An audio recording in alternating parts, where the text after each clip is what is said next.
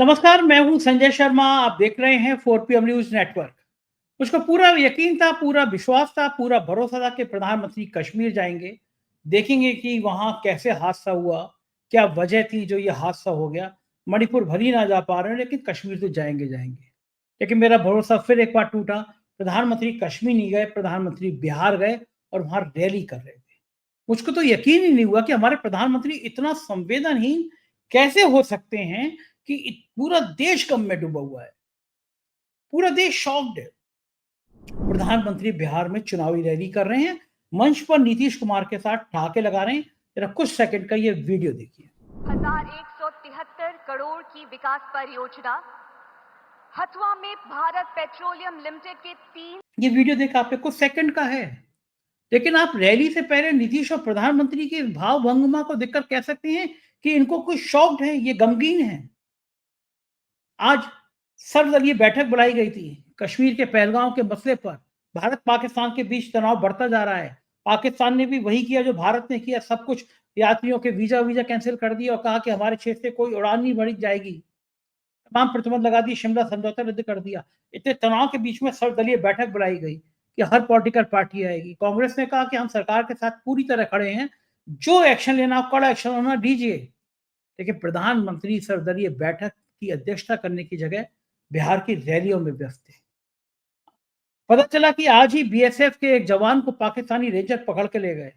उसकी फोटो जो ट्वीट हुई, सचिन गुप्ता एक ट्विटर अकाउंट से ट्वीट हुई है कि बीएसएफ के एक सिपाही को पाक रेंजर पकड़ के ले गए। उसका फोटो आया कि वो AK-47 पानी की बोतल के साथ खड़ा हुआ है, तो दहशत हो गई। आपको याद होगा 2014 से पहले हमारे एक बहादुर जवान हेमराज का सिर काट के ले गए थे।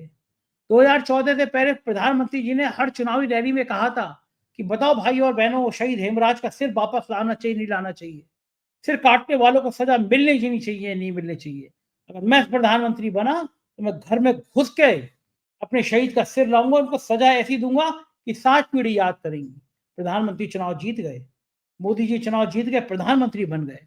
हमको लगा प्रधानमंत्री की शपथ लेने के बाद सबसे पहला काम यही करेंगे कि हेमराज का सिर काटने वालों को दंड देंगे, अपने भाई का सिर वापस लेकर आएंगे। लेकिन हुआ क्या? जिसने सिर काटने के षड्यंत्र रचा था, जिसने सिर काटने का, हमारे बहादुर जवान के सिर काटने का प्लान किया था, वो नवाज शरीफ को प्रधानमंत्री ने बुला दिया। सोचिए हेमराज के परिवार के दिलों पर क्या बीती होगी। लेकिन राजनेताओं की यही चालें होती हैं, वो लाशों पर अपना महल बनाते हैं। कम से कम बिहार में आज रैली को देखकर मुझे यकीन हो गया कि प्रधानमंत्री संवेदनहीन हो चुके हैं। उन पर इतनी मौतों का कोई फर्क नहीं पड़ता। उधर भारतीय जनता पार्टी के मनोज दुबे, इस नाम से ही बुलाए जाते हैं वो, भाजपा के सांसद हैं निशिकांत दुबे। कितना अमर्यादित टिप्पणी करी है उन्होंने, कलमा की लाइन लिखी है और लिखा है कि आजकल मैं कलमा सीख रहा हूँ, पता नहीं कब जरूरत पड़ जाए। मतलब साफ था कि निशिकांत दुबे कहना चाह रहे हैं कि कलमा सीख लो, पता नहीं कब आतंकी तुमसे कहेंगे कलमा पढ़ लो वरना मार दिए जाओगे। तो क्या निशिकांत दुबे को भारतीय जनता पार्टी के अपने सर्वे सर्वा मोदी पर भरोसा नहीं रहा? पहले जेपी नड्डा को उनके भक्त लोग बहुत गालियां दे चुके हैं, निशिकांत दुबे के भक्त, और अब मोदी के लिए ऐसा कह रहे हैं निशिकांत दुबे, कह रहे कलमा पढ़ लो। यानी आप, मोदी कहते हैं डरना डरना नहीं है और डरा के रखूंगा, उसके सांसद डर रहे हैं कि कलमा पढ़ लो। लेकिन उसके पीछे मकसद ये है, जैसे भाजपा के कई नेता भावना भड़काने में लगे हुए हैं, वो हिंदू मुसलमान करना चाहते हैं। जबकि कश्मीर से जो लोग लौटे हैं, छत्तीसगढ़ भारतीय जनता युवा मोर्चे के नेता हैं, वो लौटे हैं। उन्होंने एक मुस्लिम का शुक्रिया अदा करता हुआ कहा है कि आपकी वजह से हमारी जान बच गई। कश्मीर के लोगों के पहलगांव में, श्रीनगर में जुलूस निकल रहे हैं आतंकवाद के खिलाफ। ये पहली बार हो रहा है कि पूरा कश्मीर खड़ा है आतंकियों के खिलाफ। कश्मीर के लोग कह रहे हैं हमें मार दिया जाता तो ज्यादा अच्छा रहता, लेकिन हमारे छाती पर ये पत्थर की तरह बोझ हो गया है कि हमारे जो मेहमान हम भगवान की तरह मानते हैं, मेहमानों पर हमला हुआ है। ये देश है, ये मुल्क है, लेकिन कुछ लोग इसको नफरत की आग भड़काना चाहते हैं, हिंदू मुसलमान करना चाहते हैं। इन तमाम मुद्दों पर मैंने अभय दुबे जी से बात करी, ले चलता हूँ, बहुत शानदार बातचीत है। चैनल को सब्सक्राइब करिए, ज्वाइन करिए और अभय दुबे की बातचीत सुनिए। 4PM न्यूज नेटवर्क में स्वागत है अभय दुबे जी आपका। पूरा देश गमगीन है। शायद ही कोई इंसान ऐसा होगा कि जिसने वो वीडियो ना देखे हों कि पत्नी रो रो के कह रही है कि हमने क्या बिगाड़ा था किसी का। वो टीवी पे जब परिवार के लोगों के बयान चलते हैं, मैंने देखा कि मेरे घर में और बाकी मेरे मित्रों के घर में सबको रोना आ जाता है देखकर कि कैसे पहलगाम घूमने गए थे और लौटे तो लाश मिली। पूरा देश गमगीन है, उम्मीद थी कि प्रधानमंत्री जाएँगे कश्मीर में घटनास्थल का दौरा करेंगे, बहुत बड़ी घटना है देश के पिछले कई सालों की सबसे बड़ी घटना है। लेकिन मुझे पूरा यकीन था कि कम से कम इतनी संवेदना तो प्रधानमंत्री के अंदर होगी कि वहाँ जाएँगे, देखेंगे कहाँ चूक हुई, क्या चूक हुई, इसकी करना भी चाहिए प्रधानमंत्री जी को। मणिपुर नहीं गए अलग विषय है, मणिपुर गए लेकिन कश्मीर तो जाना चाहिए था। कश्मीर तो गए नहीं लेकिन मैंने उससे ज़्यादा शर्मनाक वाक़या देखा कि वो बिहार में पहुँच गए और रैली कर रहे थे। मतलब अभी 48 घंटे नहीं हुए, लोगों की आँखों का आँसू नहीं सूंघे। बिहार में जाके वो आतंकवादियों को ललकार रहे थे कि हम तुम्हें छोड़ेंगे नहीं, तुम्हारा वो हश्र होगा।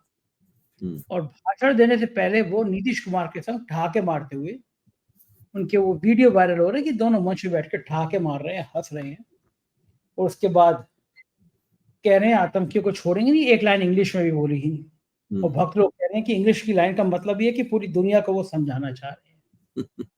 क्या उचित था ये?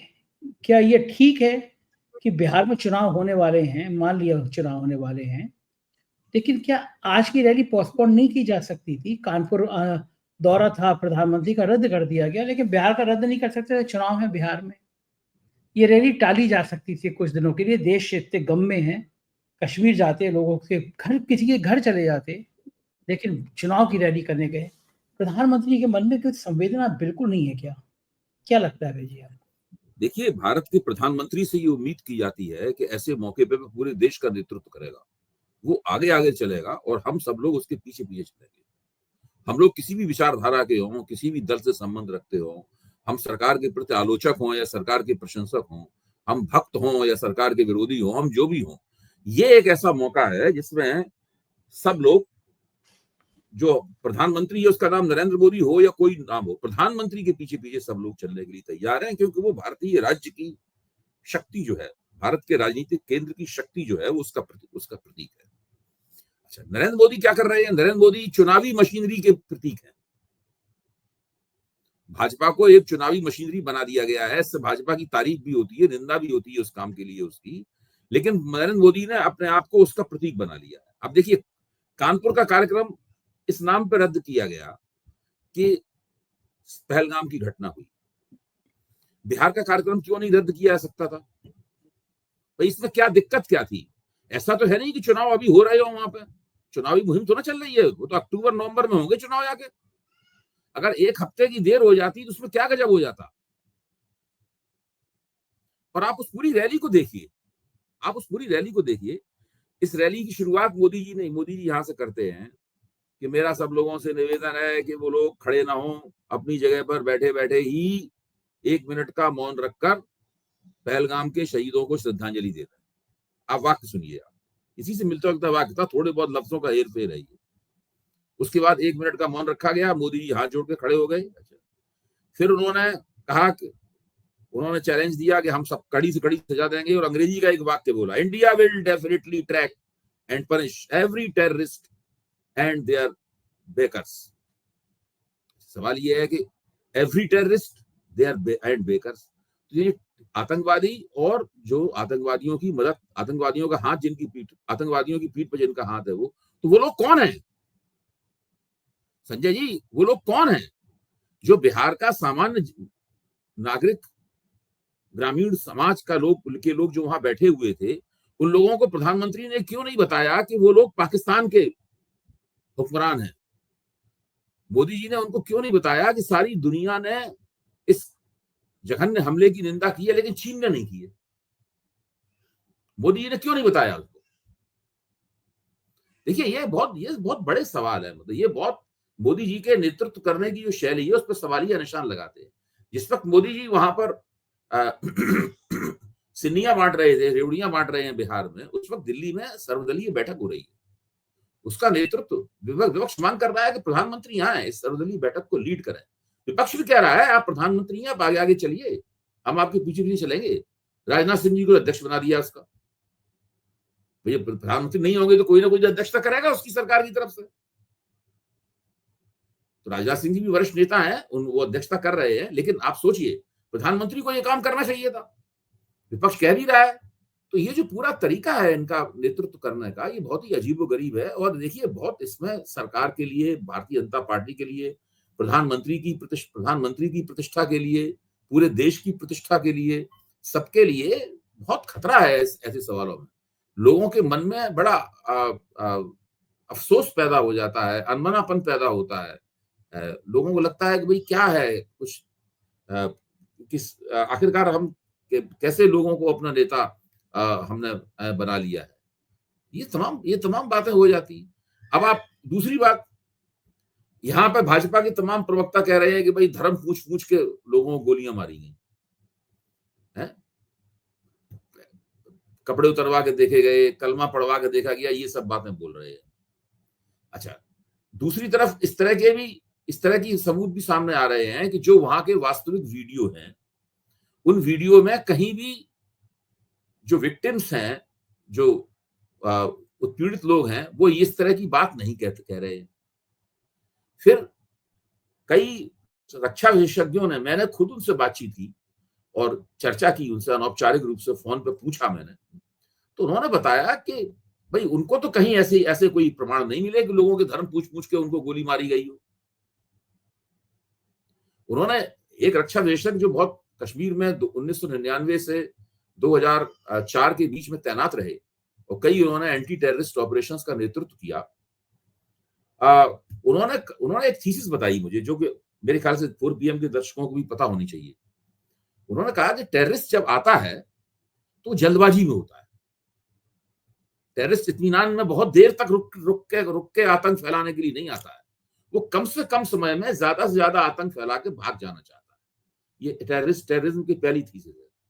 वो किसी जगह पर कब्जा नहीं करता। फौज कहीं जाती है तो कब्जा करके बैठ जाती है वहां पे, लेकिन टेररिस्ट आता है, ज्यादा से ज्यादा लोगों की हत्या करता है ताकि ज्यादा से ज्यादा आतंक पैदा हो, वो भाग जाता है। दूसरे, टेररिस्ट के पास एम्यूनिशन, गोला बारूद भी सीमित होता है।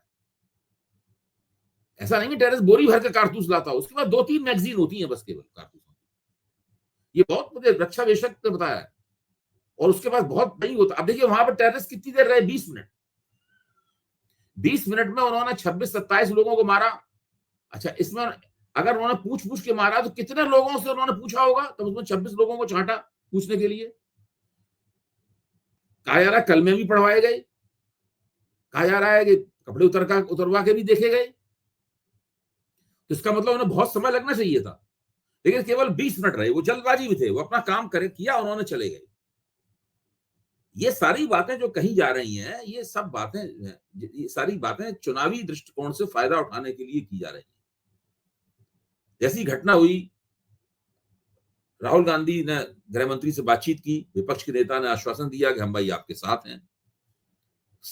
अखिलेश यादव ने भी यही आश्वासन दिया। सारा विपक्ष ही कह रहा है, कोई नहीं सरकार की किसी बात पे आलोचना कर रहा है, कुछ नहीं। सरकार जो भी कदम उठाए हम साथ। अखिलेश ने यहाँ तक कहा कि सरकार जो कदम उठाए हैं और भी ज्यादा कड़ा कदम उठाएगा तब भी हम साथ में हैं।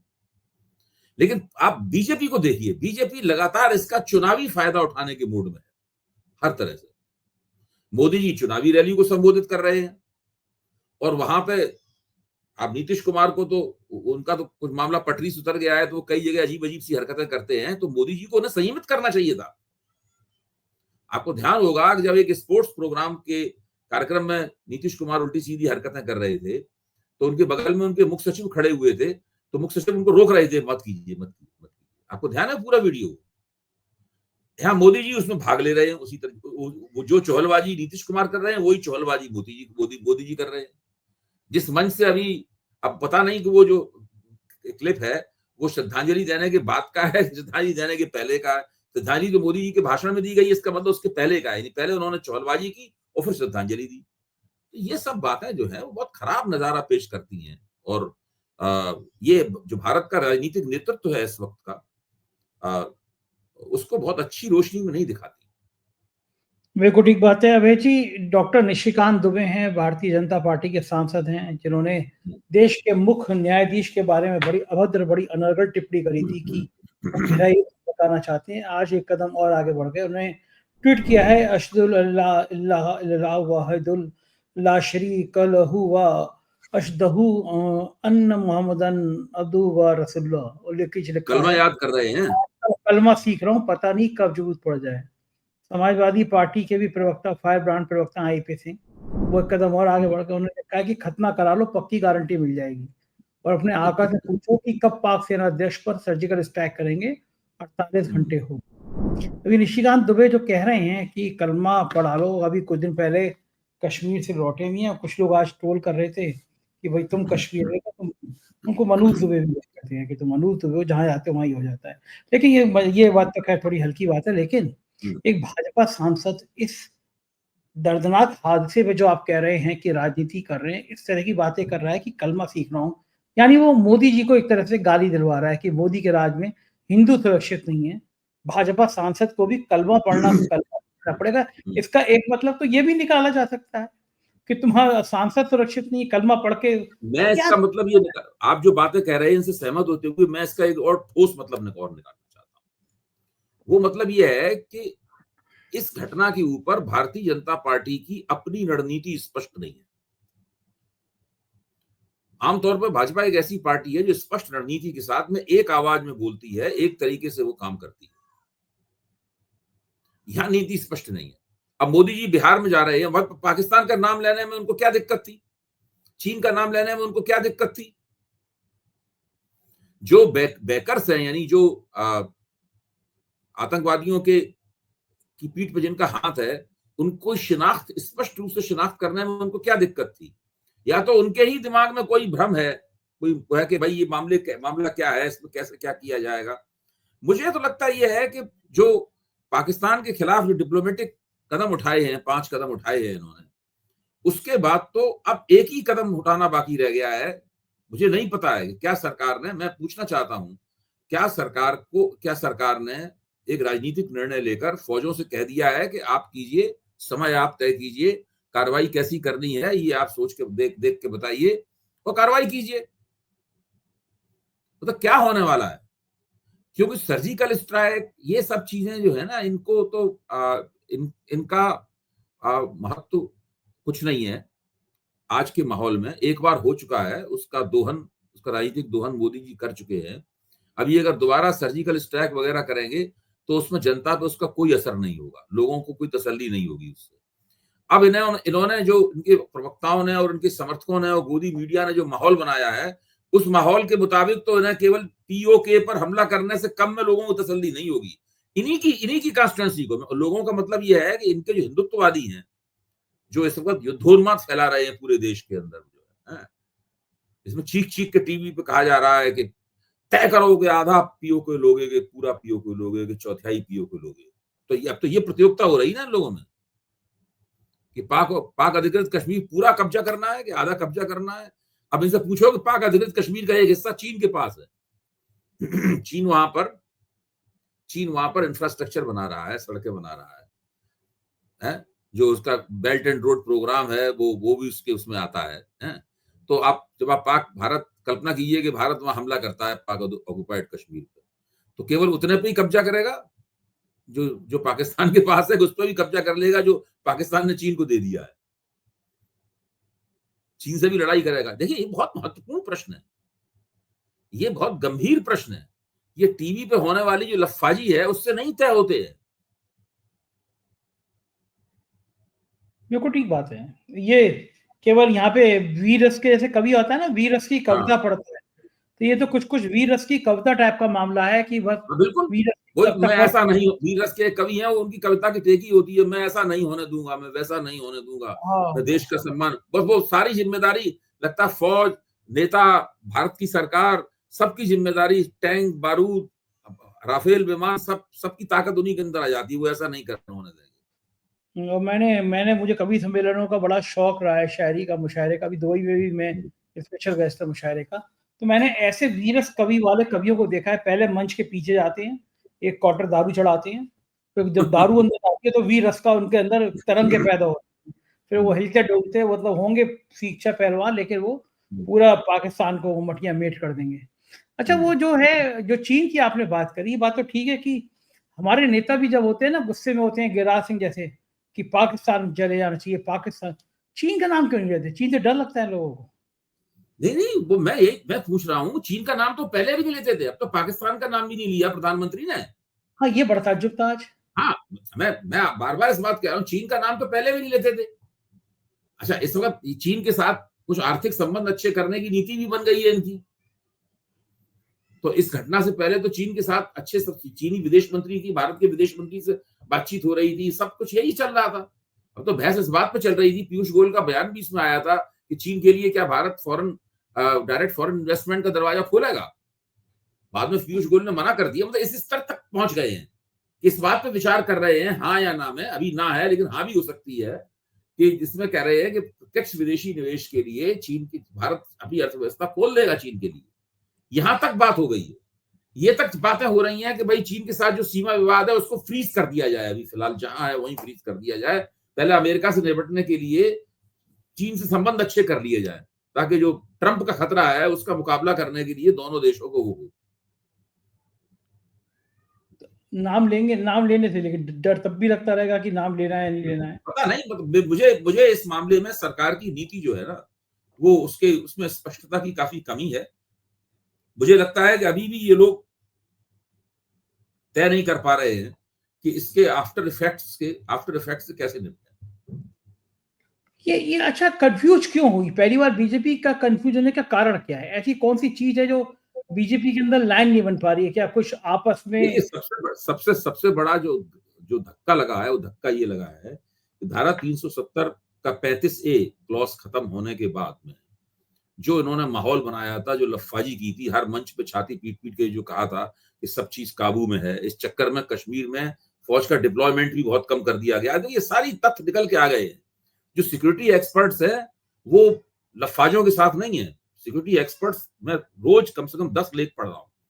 बड़े बड़े देश के मशहूर सिक्योरिटी एक्सपर्ट्स जो कि विदेशी संस्थानों में काम करते हैं, भारत में कई संस्थानों के संस्थापक हैं, टेररिज्म पोर्टल है उसके चेयरमैन हैं, वो सब लोग कह रहे हैं कि ये जो लफाजी हो रही है, ये पूरे माहौल को और खराब कर रही है। ये इससे भारत को कोई फायदा नहीं हो रहा है।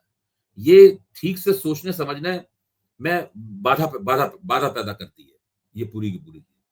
और गोदी मीडिया अति उत्साह में भर के सरकार की और चाटुकारिता कर रहे हैं, मोदी जी की बीजेपी की और राजनीतिक गोटी लाल करने की कोशिश कर रहे हैं, उसमें जुट गया है। तो सरकार, इनको लोगों, भाई आप सोचने की बात है, ये सोचने की बात है। वो पूरा का माहौल उन्होंने बनाया था, एक 26 लोगों की मौत ने उस पूरे माहौल को धराशायी कर दिया है।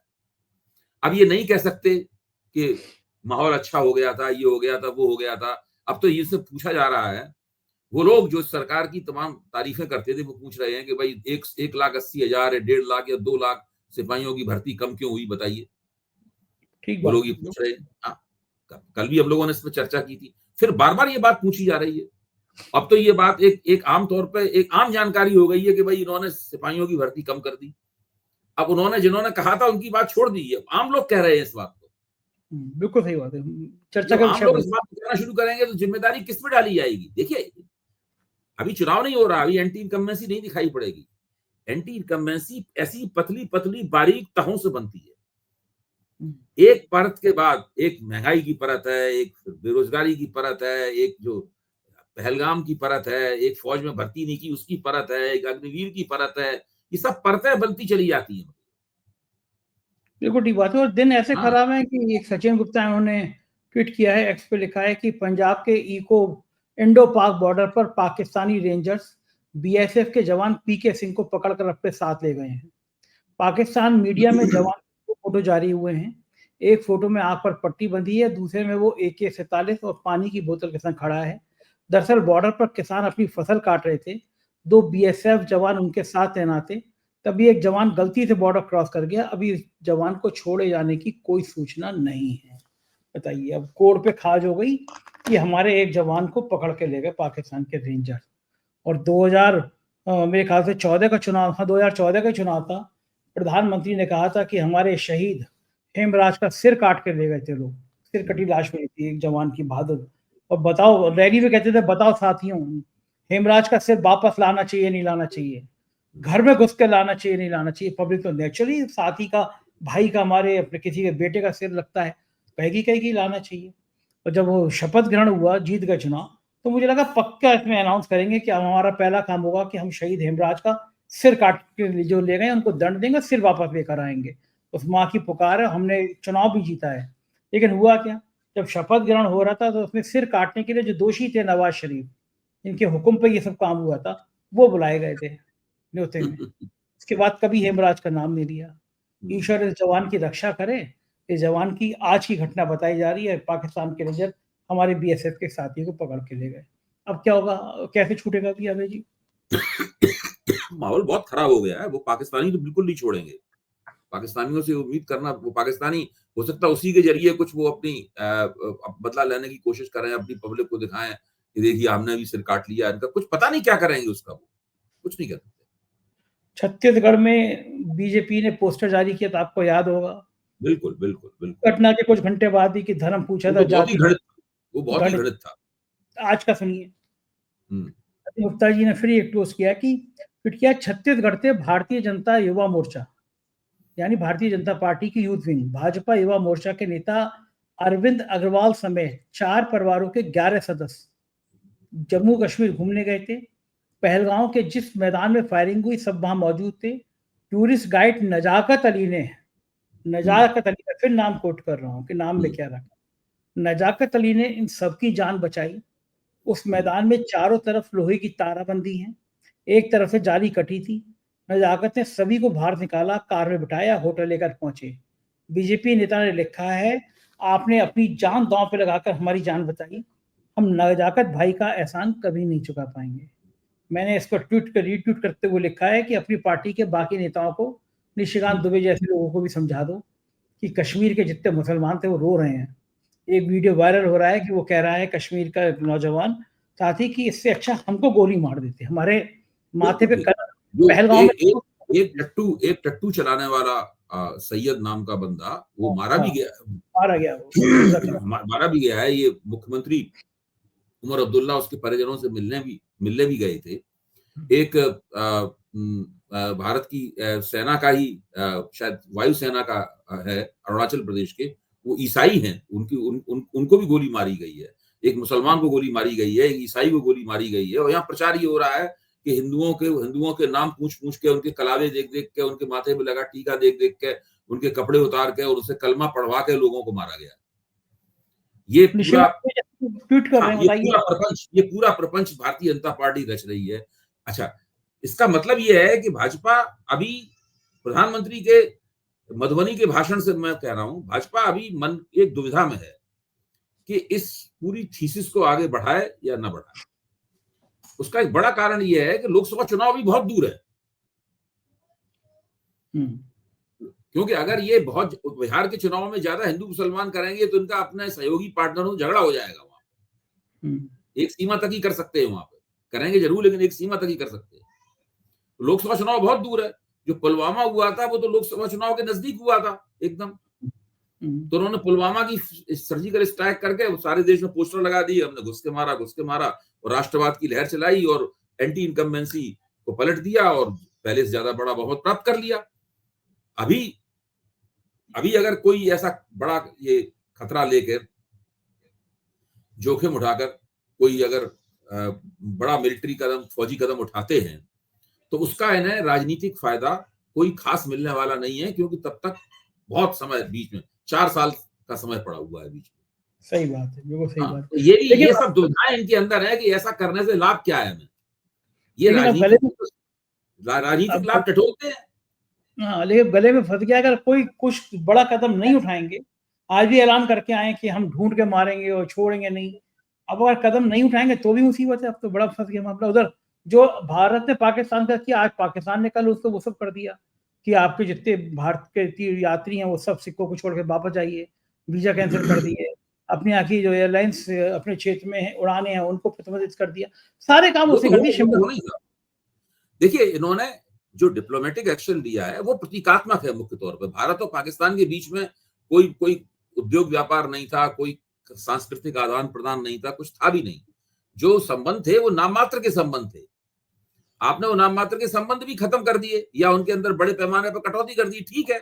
मैं उसके ऊपर कुछ नहीं कह रहा हूं, लेकिन सवाल ये है कि इसके आगे आप क्या करेंगे। मैं ये मानता हूं कि सरकार को पूरा अधिकार है कि वो अपना समय चुने केवल हम लोगों के कहने से या टीवी पे बोल देने से या हमारे ऐसे समीक्षकों के कहने से उत्तेजित होकर सरकार कोई कदम नहीं उठा सकती। सरकार को आगे पीछे देख के कदम उठाना चाहिए। लेकिन उसी हिसाब से सरकारी पार्टी के जो वक्ता हैं, प्रवक्ता हैं, उनके जो पैरोकार हैं, उनको भी वही आचरण करना चाहिए। ठीक बात। हाँ, वो एक तरफा लफाजी क्यों कर रहे हैं? मेरा तो केवल ये ना ये है कि एक तरफ आप एक तरफा लफाजी कर रहे हैं, पूरे देश में हिंदू बनाम मुसलमान कर रहे हैं, झूठ बोल रहे हैं कि लोगों के कपड़े उतार के देखा गया है वगैरह, सबके प्रमाण ठोस प्रमाण उपलब्ध नहीं है। किसी एक कोई बात को लेके उड़ गए हैं, उस तरीके से करने की कोशिश की जा रही है।